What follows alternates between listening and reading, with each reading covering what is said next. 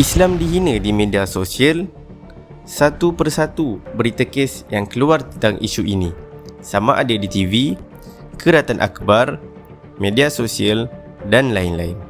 Ini adalah isu serius.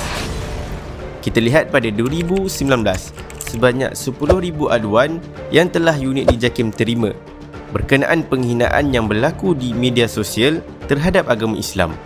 Ini pula pada 2020, makin bertambah kepada 42,000 mesej yang diterima oleh JAKIM. Tetapi hanya 431 aduan dan 83 pautan yang dipanjangkan kepada SKMM, Suruhanjaya Komunikasi Multimedia Malaysia, untuk disiasat dengan lebih lanjut. Media sosial. Media sosial merupakan suatu ruang yang dicipta bagi pengguna akses kepada aplikasi-aplikasi yang tiada terhadnya.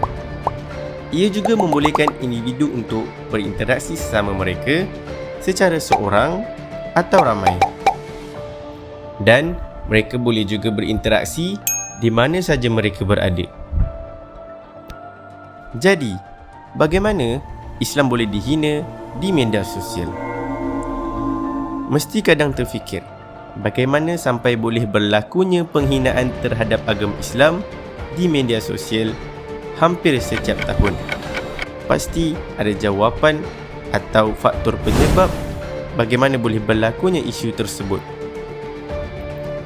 Terdapat 3 bentuk terjadinya penghinaan agama Islam apabila di media sosial, iaitu melalui penulisan, rakaman suara dan rakaman video atau live.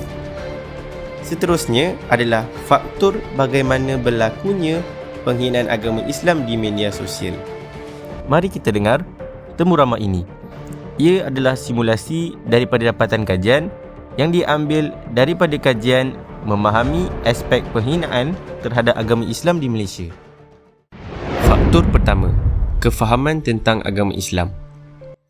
Baik, pada pendapat Encik, betul ke kurang pemahaman tentang Islam ini menjadi faktor kepada penghinaan agama Islam yang berlaku di media sosial? Betul. Seringkasnya, kita boleh katakan dia ni tak faham agama lah. Tak faham agama kita, sensitivity dan sebagainya.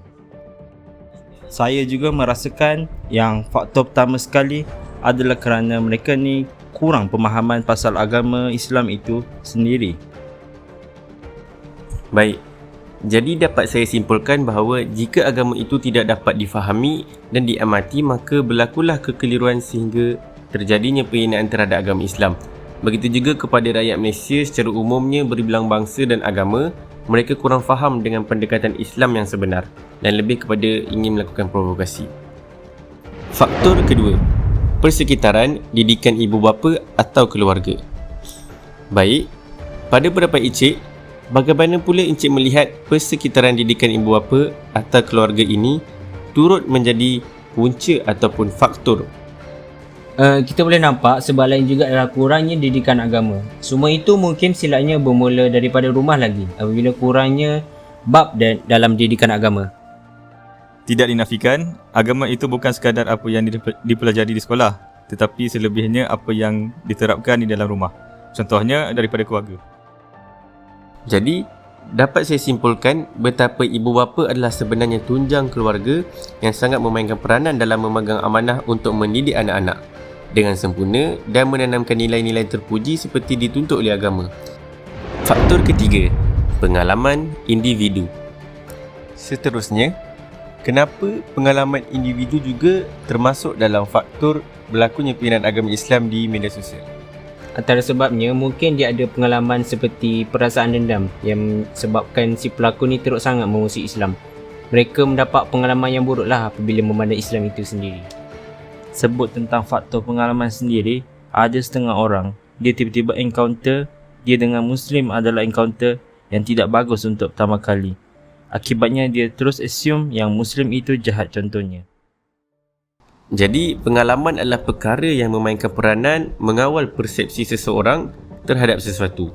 Boleh jadi mereka yang tidak berpengetahuan kuat dari aspek keagamaan akan memandang serong terhadap Islam kerana apa yang dilihat, Islam itu sempit dan tidak bebas.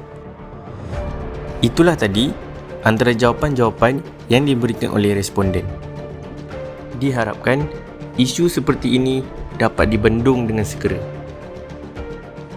Sebarang aduan boleh berhubung dengan mereka. Mari bersama jaga agama Islam. Islam aman, Malaysia harmoni.